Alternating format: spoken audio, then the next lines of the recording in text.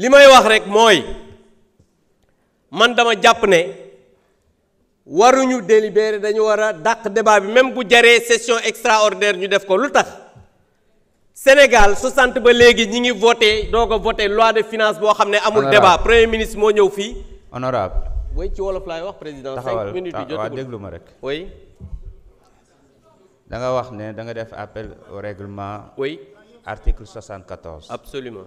waxal ndax da nga bëgg ñu délibérer wala ñu bañ a délibérer nga dem ci question bi gaaw.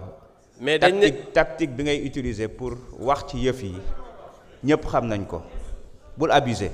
ñëwal ci yëf yi rek directement. président je peux motiver verbalement ma demande loolu la règlement bi intérieur bi wax je motive verbalement ma demande. yow demande bi ak li ngay wax ni yàlla ak yàlla. mais ñëwal ci yëf yi non mais damay wax lan moo tax bëgguma ñu délibérer loolu kay tubaab la.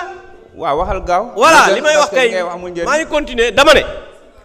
bëgguma ñu délibérer parce que 5 ans yi nga xamante ni nii ñun moom lañ fi defoon 100 milliards la ñu leb yéen ci ñaari at ngeen bëgg a leb lu ëpp 200 milliards ñu ne loi de finance dañu ko voté sans débat ñu ñëw bëgg a voté loi de finances rectificative en procédure d'urgence ñu ne ci condition yooyu nga xamante ni nii yéen da ngeen a waxoon jubal jubanti waaye fi mu toll nii jubadi lañu gis lëndëmal ak bëgg confort personnel maanaam alal ji nga xam ne moom la askan wi di jël seeni déem ak seen Dakar ngeen jël ko di ko wëndeeloo ko taxawaalu te loolu dañ ne dafa war a jeex fii ci réew mi donc loolu moo tax ma jàpp ne lii dañ ko war a dàq bu fekkee jar na session extraordinaire ñu def ko parce que ñoo xam ne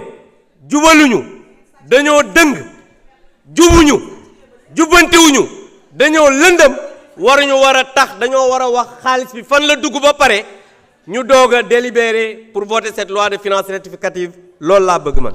jërëjëf.